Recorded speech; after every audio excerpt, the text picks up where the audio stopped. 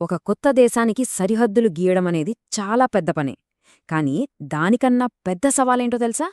ఆ గీతల లోపల ఉన్నవాళ్లలో అసలు మనవాళ్లెవరు అని తేల్చడం. అంటే ఆ దేశ పౌరులు ఎవరు అని నిర్వచించడమే అసలైన సవాలు. అవును, ఇదే మన రాజ్యాంగ నిర్మాతలు ఎదుర్కొన్న అతి పెద్ద ప్రశ్న. ఒక కొత్త దేశముంది, కొత్త ప్రభుత్వముంది, మన జెండా రెపరెపలాడుతోంది, అంతా బానే ఉంది. కాని అసలు ప్రశ్నేంటంటే, ఈ దేశం ఎవరిది? ఇక్కడి ప్రజలెవరు? సరే, అయితే మనం టైంలో కొంచెం వెనక్కి వెళ్దాం. జనవరి 26, 1950 మన దేశం రిపబ్లిక్గా అవతరించిన ఆ చారిత్రాత్మక రోజు. ఆ రోజున మన రాజ్యాంగం ఈ పెద్ద చిక్కుముడిని ఎలా విప్పిందో ఇప్పుడు వివరంగా చూద్దాం.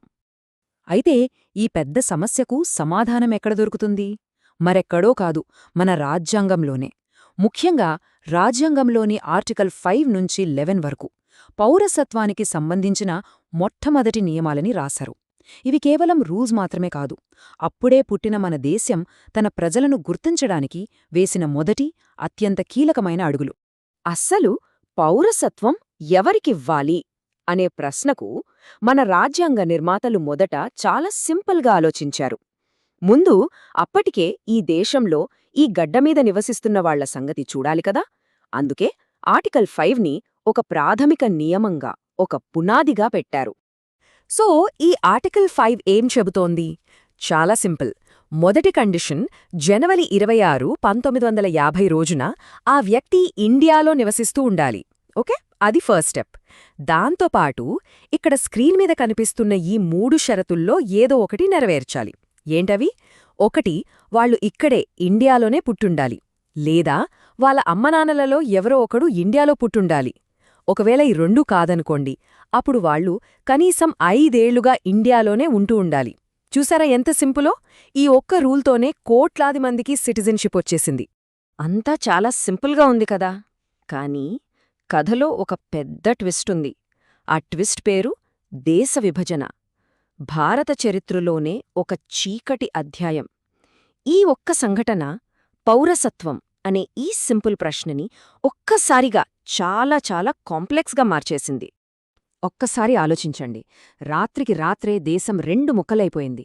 ఎవరో గీసిన ఒక గీత వల్ల లక్షలాది మంది తమ ఇళ్ళు, పొలాలు, జ్ఞాపకాలు అన్నీ వదిలేసుకుని శరణార్థులయ్యారు. కొందరు పాకిస్తాన్ నుంచి ఇండియాకి, ఇంకొందరు ఇండియా నుంచి పాకిస్తాన్కి. అదొక మాటల్లో చెప్పలేని మానవ విషాదం. ఇలాంటి టైంలో కేవలం ఆర్టికల్ 5 ఒక్కటే సరిపోతున్నా అస్సలు సరిపోదు. సరే, మరి ఈ వలస వచ్చిన వాళ్ల పరిస్థితి ఏంటి? వెళ్ళిపోయిన వాళ్ల సంగతేంటి? వాళ్ల పౌరసత్వం గురించి ఎవరు మాట్లాడతారు? ఈ గందరగోళానికి, ఈ కన్ఫ్యూజన్కి ఒక సొల్యూషన్ కావాలి కదా. ఆ సొల్యూషనే ఆర్టికల్ 6 మరియు ఆర్టికల్ 7. ఇవి ఆనాటి భయంకరమైన పరిస్థితులకు తగ్గట్టుగా ఆలోచించి పెట్టిన చాలా ప్రాక్టికల్ రూల్స్. ఈ 2 ఆర్టికల్స్ని అర్థం చేసుకోవడం చాలా ఈజీ. ఆర్టికల్ 6 ఏమో పాకిస్తాన్ నుంచి ఇండియాకి వలస వచ్చిన వాళ్లకి పౌరసత్వం ఎలా ఇవ్వాలో చెప్తుంది. ఇక ఆర్టికల్ 7 ఏమో దానికి క్వైట్ ఆపోజిట్, ఇండియాను వదిలి పాకిస్తాన్ వెళ్లిన వాళ్ల పౌరసత్వాన్ని రద్దు చేస్తుంది. సింపుల్గా చెప్పాలంటే ఇవి ఒకదానికొకటి మిర్రర్ ఇమేజ్ లాంటివి. అయితే ఈ రూల్స్ని అమలు చేయడానికి 2 డేట్స్ని ఫిక్స్ చేశారు. అవి చాలా చాలా ఇంపార్టెంట్. మొదటిది మార్చ్ 1, 1947. ఈ తేదీ తర్వాత ఎవరైనా పాకిస్తాన్కి వెళ్తే వాళ్లకి ఇక ఇండియన్ సిటిజన్షిప్ మీద ఎలాంటి హక్కు ఉండదు.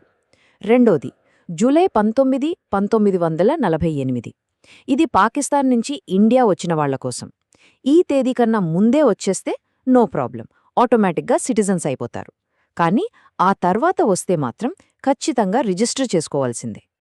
ఓకే, సో విభజన వల్ల వచ్చిన సమస్యలకు ఆర్టికల్ 6, 7తో ఒక పరిష్కారం దొరికింది. కానీ కథ ఇక్కడితో అయిపోలేదు. పౌరసత్వానికి కొన్ని గ్యారంటీలిస్తూనే కొన్ని స్ట్రిక్ట్ లిమిట్స్ కూడా పెట్టారు మన రాజ్యాంగ నిర్మాతలు. అవేంటో ఇప్పుడు చూద్దాం. ఈ స్లైడ్లో 3 కీలకమైన విషయాలున్నాయి. First, article 8. ఇది విదేశాల్లో ఉన్న మన భారత సంతతి వాళ్లు ఇండియన్ సిటిజన్స్గా ఎలా రిజిస్టర్ చేసుకోవాలో చెప్తుంది. Next, article 9. ఇది చాలా చాలా ఇంపార్టెంట్ రూల్. దీని గురించి నెక్స్ట్ స్లైడ్లో వివరంగా చూద్దాం. ఇక ఫైనల్గా ఆర్టికల్ 10. ఇదేం చెప్తుందంటే ఒకసారి వచ్చిన పౌరసత్వం అలాగే కంటిన్యూ అవుతుంది అని హామీ ఇస్తుంది. కానీ ఆ హామీలో ఒక చిన్న కండిషన్ ఉంది. సరే, ఆర్టికల్ 9 గురించి తెలుసుకునే ముందు డ్యూయల్ సిటిజన్షిప్ అంటే ద్వంద్వ పౌరసత్వం ఈ కాన్సెప్ట్ గురించి కొంచెం మాట్లాడుకుందాం. సింపుల్గా చెప్పాలంటే ఒకే వ్యక్తి ఒకేసారి 2 లేదా అంతకంటే ఎక్కువ దేశాల పౌరుడిగా ఉండడం. మరి మన భారతదేశం దీన్ని ఒప్పుకుంటుందా? చూద్దాం. రైట్, ఇప్పుడు ఆర్టికల్ 9 విషయానికొద్దాం. దీని రూల్ చాలా సింపుల్, చాలా క్లియర్. ఒక దేశం ఒకే పౌరసత్వం, అంతే. ఎవరైనా సరే వాళ్లంతటా వాళ్లు వెళ్లి వేరే దేశ పౌరసత్వం తీసుకుంటే ఆ క్షణమే వాళ్ల భారత పౌరసత్వం ఆటోమేటిక్గా రద్దయిపోతుంది. ఇక్కడ కానీ కింతూ ఏమీ లేవు. డ్యూయల్ సిటిజన్షిప్ అనేది ఇండియాలో లేదు, ఫుల్ స్టాప్. గుర్తుందా? ఇందాక ఆర్టికల్ 10లో ఒక చిన్న ట్విస్ట్, ఒక కండీషన్ ఉందని చెప్పాను కదా. ఆ ట్విస్ట్ ఇదే. ఆర్టికల్ 10 పౌరసత్వానికి గ్యారంటీ ఇస్తుంది, కానీ దాని చివర్లో భవిష్యత్తులో పార్లమెంట్ చేసే చట్టాలకు లోబడి అని ఒక చిన్న లైన్ యాడ్ చేశారు. ఈ ఒక్క లైనే మనల్ని చివరి, ఇంకా చెప్పాలంటే రాజ్యాంగంలో పౌరసత్వానికి సంబంధించి అత్యంత శక్తివంతమైన ఆర్టికల్ దగ్గరికి తీసుకెళ్తుంది. మన రాజ్యాంగ నిర్మాతల ముందు చూపుని నిజంగా మెచ్చుకోవాలి. వాళ్లు కేవలం అప్పటి 1950ల నాటి సమస్యల గురించి ఆలోచించలేదు. భవిష్యత్తులో దేశం ఎలా మారుతుంది, కొత్త సవాళ్లు ఎలా వస్తాయి అని కూడా ఊహించారు. ఆ ఆలోచనలోంచి పుట్టిందే ఆర్టికల్ 11.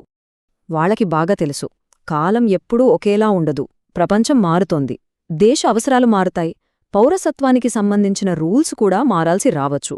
అందుకే వాళ్లు ఈ రూల్స్ని రాతిమీద చెక్కిన శాసనంలా మార్చలేదు. బదులుగా భవిష్యత్తు అవసరాలకు తగ్గట్టుగా మార్చుకునే వీలుండే ఒక ఫ్లెక్సిబుల్ సిస్టమ్ని మనకిచ్చారు. ఆ ఫ్లెక్సిబుల్ సిస్టమే ఆర్టికల్ 11. ఈ ఒక్క ఆర్టికల్ పౌరసత్వానికి సంబంధించి ఏ చట్టం చెయ్యాలన్నా సరే ఆ పూర్తి తిరుగులేని అధికారాన్ని మన పార్లమెంట్ చేతిలో పెట్టింది. పౌరసత్వం ఎలా ఇవ్వాలి, ఎలా తీసేయాలి, కొత్త రూల్స్ ఏం పెట్టాలి, ఇలా ఏ విషయం మీదైనా సరే ఫైనల్ వర్డ్ పార్లమెంట్దే. మనం ఈరోజు మాట్లాడే 1955 సిటిజన్షిప్ యాక్ట్ నుంచి ఈరోజు వరకు వచ్చిన అన్ని చట్టాలకి, అన్ని మార్పులకి మూలం ఈ ఆర్టికల్ 11 మాత్రమే. సో రాజ్యాంగంలోని ఈ ఆర్టికల్స్ 1950లో భారతీయుడు ఎవరు అనే ప్రశ్నకు ఒక సమాధానమిచ్చాయి. కాని ఆ కథ అక్కడితో అయిపోలేదు. అది కేవలం ఆరంభం మాత్రమే. ఆర్టికల్ 11 ద్వారా పార్లమెంటుకి దక్కిన ఈ అపారమైన అధికారం భవిష్యత్తులో భారత పౌరుడు అనే మాటకు నిర్వచనాన్ని ఎలా మార్చబోతోంది? ఇది మనందరం ఆలోచించాల్సిన ప్రశ్న.